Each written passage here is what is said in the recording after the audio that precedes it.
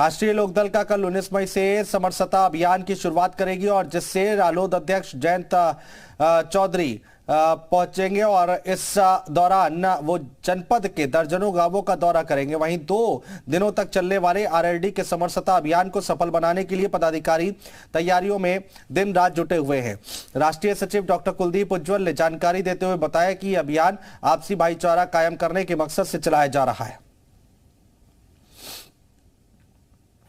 कब तक ये समरसता अभियान चलेगा, जिसमें जयंत चौधरी रहेंगे या और तमाम जो भी और नेता रहेंगे, कब तक का ये कार्यक्रम है? जिस समय खतौली में उपचुनाव हुआ था, वहां उसके चुनाव के बाद माननीय चौधरी जयंत सिंह जी ने घोषणा की थी, मैं लगभग 1500 गांवों में, इस प्रदेश के देश के 1500 गांवों में जाने का काम करूंगा और इन गांवों को, तमाम गांवों को चौधरी चरण सिंह जी की, बाबा साहब भीमराव अंबेडकर जी की और उन सारे महामानवों से, महापुरुषों से की विचारधारा से जोड़ने का काम करूंगा, जिन्होंने इस देश को आज़ाद कराने का काम किया, इस समाज में सामाजिक सद्भाव पैदा करने का काम किया, उनकी सबकी विचारधारा से जोड़ने का काम राष्ट्रीय अध्यक्ष जी करेंगे। लगभग 1500 गाँवों में जाने का अभी हमारा टारगेट है।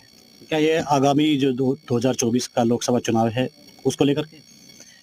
चुनाव, ये जो इतने पवित्र अभियान होते हैं, जो इतनी पवित्र सोच होती है, इतनी पवित्र विचारधारा होती है, उसमें चुनाव आड़े नहीं आते। चुनाव तो आते रहते हैं, जाते रहते हैं। अभी चुनाव निकाय का हुआ है, इससे पहले 2022 विधानसभा का चुनाव हुआ था, फिर 2024 का लोकसभा का होगा। तो चुनाव तो आते जाते रहते हैं। सिर्फ चुनाव के लिए ये नहीं है, ये इस देश में एक नजीर खड़ी करने के लिए, इस देश में सांप्रदायिक सौहार्द पैदा करने के लिए, भाईचारा पैदा करने के लिए, लोगों को जात पात और धर्म की बातों से अलग हटा करके विकास से जोड़ने के लिए और आपस में इतना प्यार पैदा करने के लिए है कि एक नए देश का निर्माण हो, एक नए समाज का निर्माण हो।